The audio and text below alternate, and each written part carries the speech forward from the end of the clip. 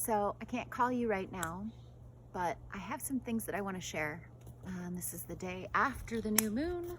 We are still in the moon shadow, and if it's okay with you, I'm just going to putter around because I have to do some major deconstruction in the garden and plant my greens. So hang out with me.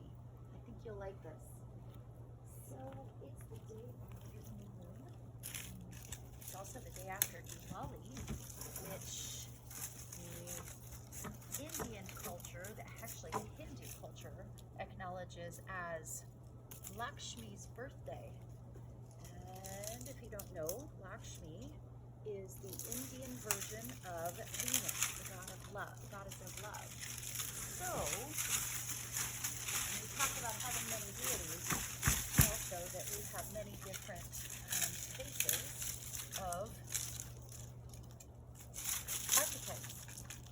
The significance of yesterday's new moon and what we are moving into and through still in the moon shadow is pretty huge. So that's why I wanted to share this with you.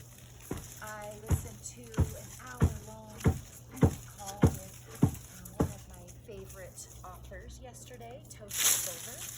She wrote Outrageous Openness, and she wrote It's Not Your Money. It's really good universal truths that she brought forth, but she's also an astrologist, and no, you don't get to poop in my garden. Out of here. Go on.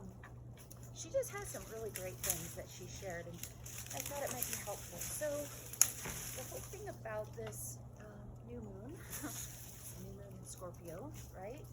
Scorpio is all about rebirth and shedding the old.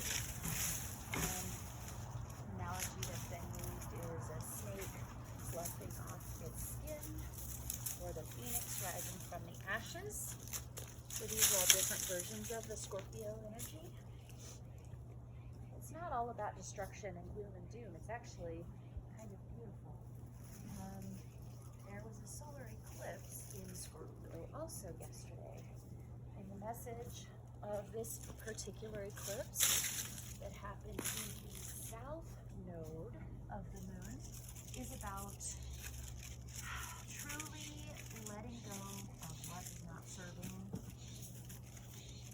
Again, many different support signs for the same energy.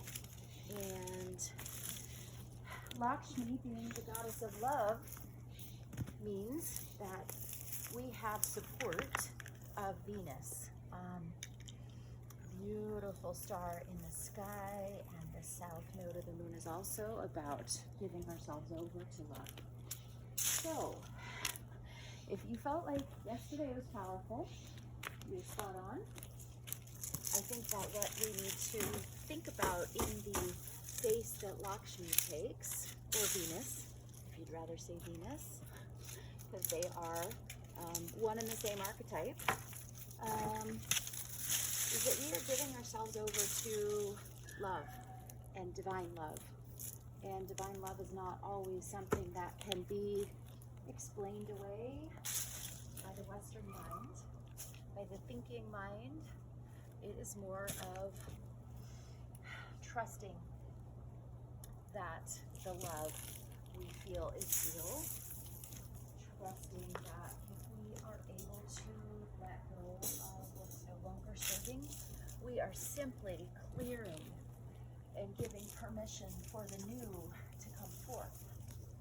So as we're clearing and we're burning away the old, it's a great time to do loofah, right? It's a great time to do a little detox. It's a great time to write out what it is that we are done with, and then burn it, let it go. Take out the old plants, make room for my lettuce seeds, right? So these are all different activities that are super helpful right now. Yesterday was also Mars Day. So every Tuesday is Mars Day, in the Spanish language. And the energy of Mars is about activation. So these things, if we think about all of the letting go, kind of becoming more activated, it means that these things that we do have a lot more energy behind them, and that means we can transmute in true Scorpio fashion because of the timing and all of the outrageous energy that this moon and the solar eclipse has brought us. So we are empowered to make changes in positive light. We are reminded by Lakshmi that we get to listen to our intuition. We get to trust that which we know in our hearts to be true. And we might need to actually settle down and do some meditating to tap into that beautiful, benevolent, universal truth that is our higher selves in intuition. I'm going to save those. Aren't those pretty? So it's a good time to get in bath, scrub our bodies, think about what we are scrubbing and letting go of, whether it's mindsets, limitations, whether it is emotions, whether it is belief patterns, whatever it is that we want to shift and get rid of to call in the new. It's time. I feel like there is just this, as we're working in the Western world, as we are providing for the families and doing the things and supporting all the people, we can really forget about serving ourselves first and forget about, prioritizing self-care.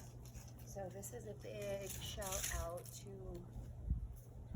use the excuse of the moonshine and this new moon energy to get really clear through self-care what your higher mind is wanting to share, and setting your intentions based on that, not on a fleeting conversation you have with your mind, but tapping into that higher wisdom and allowing it to come in and bring the gifts. I feel like transformation is a daunting task for some. Certainly is if we're not settling down and getting comfortable with what we don't know. These liminal spaces, we are in ourselves, and they are also incredibly powerful when we tap into them.